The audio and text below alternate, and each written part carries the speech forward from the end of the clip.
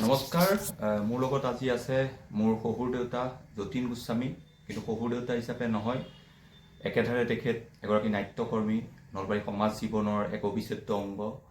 বহুদিনৰ পৰাই পঢ়ি থকা কালৰ পৰাই ছাত্ৰ সন্থাৰ সৈতেও তেখেত জড়িত হৈ পৰিছিল।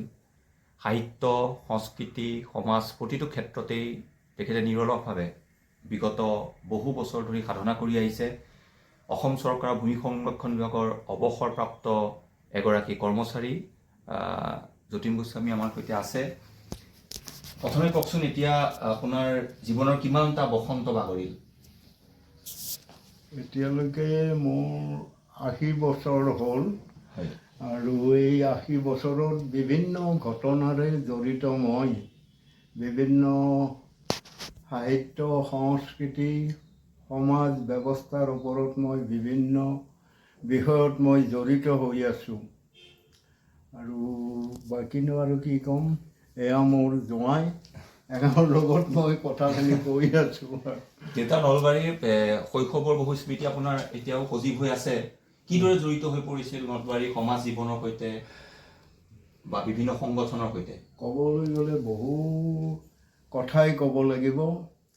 সৰুৰে পৰা মই নাট, গীত এইবিলাকৰ লগত জড়িত হৈ আছিলোঁ। মোৰ গাঁওখন নলবাৰী সত্ৰৰ বিভিন্ন দিশত মই কাম কৰিছিলোঁ। মই বিহু কৰিছিলোঁ, মই তাত নাটক কৰিছিলোঁ। মোৰ নাট্য জীৱনৰ প্ৰথম নাটখন হ'ল সত্যপ্ৰসাদ বৰুৱাৰ যৌৱতী ৰেখা, আৰু সেই ৰেখাত তাৰে পৰাই মই নাটকত আগবাঢ়িলোঁ।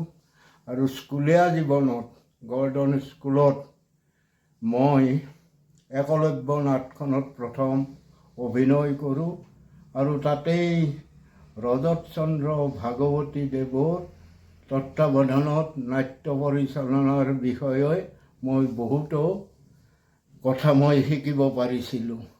ক'বলৈ গ'লে বহু কথাই আছে, এইবিলাক কথা আৰু মই উলিয়াব নোখোজোঁ। এইখিনিয়ে ক'লোঁ। আৰু মই আপুনি নলবাৰীৰ লগতে আপুনি কৰ্মসূত্ৰে তেজপুৰৰ বাসিন্দা হৈছিল দীৰ্ঘ সময়। গতিকে দুইটা সাংস্কৃতিক নগৰী তেজপুৰ, নলবাৰী হৈছে প্ৰজ্ঞাৰ নগৰী। গতিকে দুইটাৰ মাজত আপুনি কিবা সাদৃশ্য পাইছিল নে দুইটাই আপোনাক আগবঢ়াই নিয়াত সহায় কৰিছিল? মই যেতিয়া তেজপুৰলৈ গ'লোঁ চাকৰি সূত্ৰে, তেতিয়া তাত মই বাণ থিয়েটাৰৰ লগত প্ৰথম জড়িত হ'লোঁ। আৰু তাত গৈ মই এই কি শৰ্মা নাই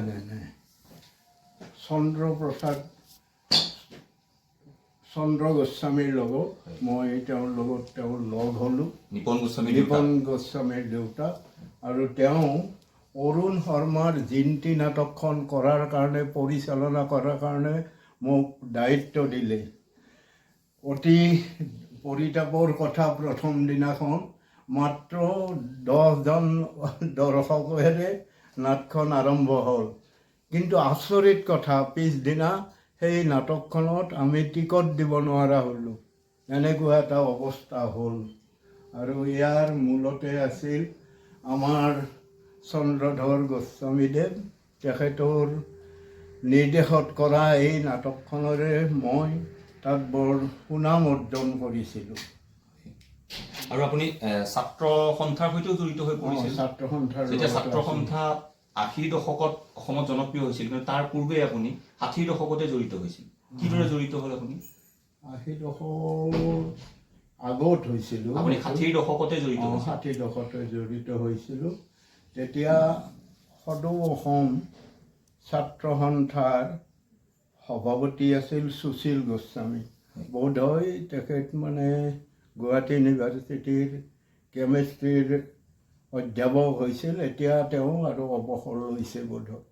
আৰু তেতিয়া মই নলবাৰীৰ বানপানী চানপানী এইবিলাকত ৰাইজক সহায় কৰি ফুৰিছিলোঁ। বিশেষ ঘটনা একো হোৱা নাছিল তেতিয়া।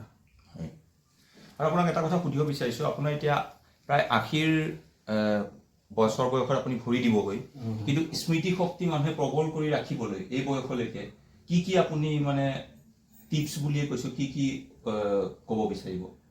ইয়াৰ কাৰণ হ'ল, প্ৰথম কথা, কৰ্মত লাগি থাকিব লাগে, কিতাপ কাগজ পঢ়ি থাকিব লাগে, মানুহৰ লগত সংগ সুখ ল'ব লাগে, মানুহৰ লগত মিলা প্ৰীতিৰে থাকিলে নিশ্চয় মানুহজনৰ স্মৃতিশক্তি শেষলৈকে বৰ্তি থাকিব। হয়, এতিয়া আপোনালোকৰ বয়সৰ বহু মানুহ আছে যি ধৰক মহানগৰী যান্ত্ৰিকতাৰ মাজত থাকিবলৈ বাধ্য, ফ্লেটৰ মাজত আবদ্ধ হৈ পৰে।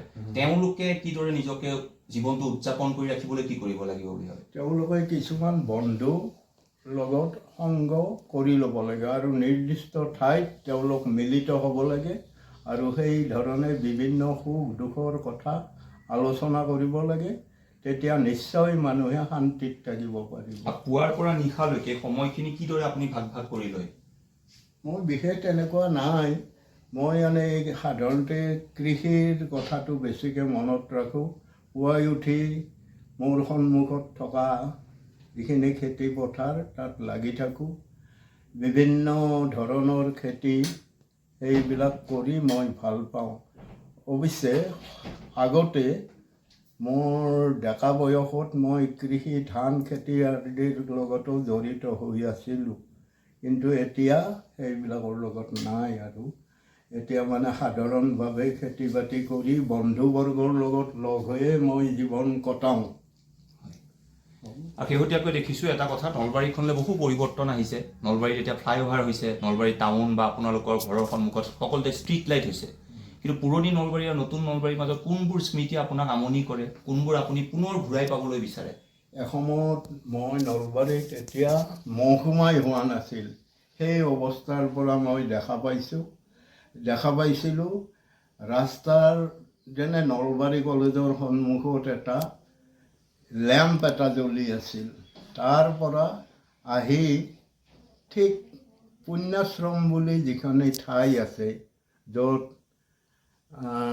আমি প্ৰায়ে তালৈ গৈছিলোঁ, তাত এটা লেম্প আছিল আৰু সেই লেম্পটো লগোৱাৰ কাৰণে এই যেতিয়া মিউনিচিপালিটি নকয় তেতিয়া বোধহয় এই মুঠতে নেকি মিউনিচিপাল বোৰ্ড আছিল আৰু সেই বোৰ্ডৰ মানুহে চাকি বন্তি তেনেকৈ ৰাস্তাৰ মাজত জ্বলাইছিলে কেৰাচিন তেলৰ, আৰু সেই অৱস্থাটো মই দেখিছিলোঁ। তাৰ পৰা লাহে লাহে 1985 চনত 85 নলবাৰী মহকুমালৈ ৰূপান্তৰিত হয় আৰু তাৰে কেইবছৰমান পিছত জিলালৈ পৰিৱৰ্তন হয় নলবাৰীৰ। তেতিয়া মানুহবিলাক অলপমান ইজনে সিজনৰ প্ৰতি অলপ ভাল ভাৱ এটা ৰাখি চব মানুহে লগ লাগি একেলগে কাম কৰিছিলে। এইদৰে আৰু জীৱনটো মই অতিবাহিত কৰি আছোঁ। দেখা পালোঁ পুৰণি বহুতো অভিজ্ঞতা হ'ল মোৰ। এই অভিজ্ঞতা আপুনি বিলাই যাওক, সমাজখনলৈ বহু ভাল ভাল কথাৰে বহুতক দিক নিৰ্দেশনা আপুনি দি যাওক আৰু ঈশ্বৰে আপোনাক দীৰ্ঘায়ু কামনা কৰক, তাকে কামনা কৰিছোঁ। ধন্যবাদ।